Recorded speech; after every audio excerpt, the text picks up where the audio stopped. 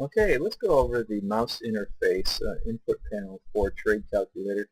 I have the indicator attached to this chart, and you'll notice that the area up here, this gray oblong rectangle, is the input panel for Trade Calculator. So you see here also when you move to the left corner of the panel, you do get a drag and drop option. So you can move this panel using the left mouse button. You can move it to any location on the chart. The indicator starts out in a disabled mode, and when you click on this button once on your left mouse button, you'll get the first position size algorithm to appear, and that is a risk-based model. So you're risking 2.5% of the account. The account size is an input into the indicator, and I've got it set at $10,000. That's the default value. You can set that to any account size you want. And so what it's saying now is that we will risk a maximum of $250. If you click it again, you'll see that you have another option for position sizing, and that is a fixed size. So you can choose whatever value you want here. Hitting it again, you go back to the disabled mode. So it cycles through those three options.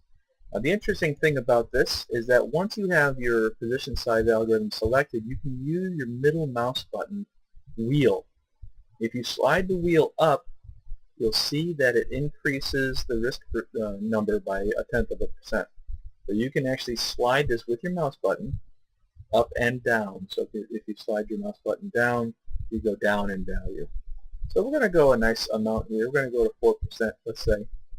And it also works for the fixed size option. So if you slide your mouse wheel up, you go up to the max contracts. Now the min and max contracts, that is an input into the indicator. So if you want to only trade a max 10, you can put 10 in there, and a minimum of 1 or whatever you want to input. So those are parameters. So these menu items here are based on those parameters. So let's go back to the risk percent. We're going to risk $400, 4% of 10,000. Now the next button here is your stop loss method, and right now this stop loss method is based on 2 times the ATR. So the ATR here is a certain number. Our stop loss is going to be twice that distance, so 2 times ATR.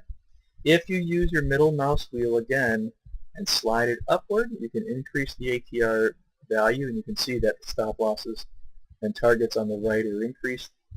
And then if you go downward, you can go down to, I think I have 0.1, so 1/10 of the ATR. So let's go ahead and do a nice 2 times the ATR.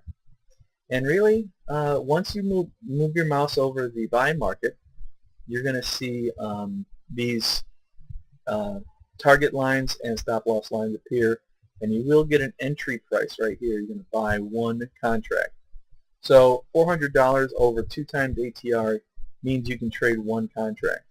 If you increase this value, you see now it changed to 2 contracts. You can buy, if you want to risk $470 over 2 times the ATR, you can actually trade 2 contracts and stay within your risk parameters. If you increase this risk amount,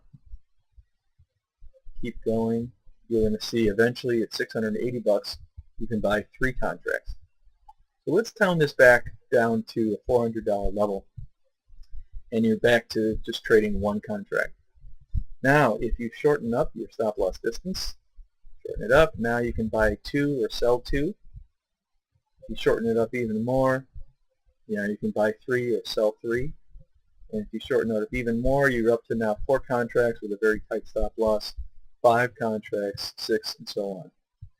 So that's how you can adjust on the fly your stop loss and your contract size.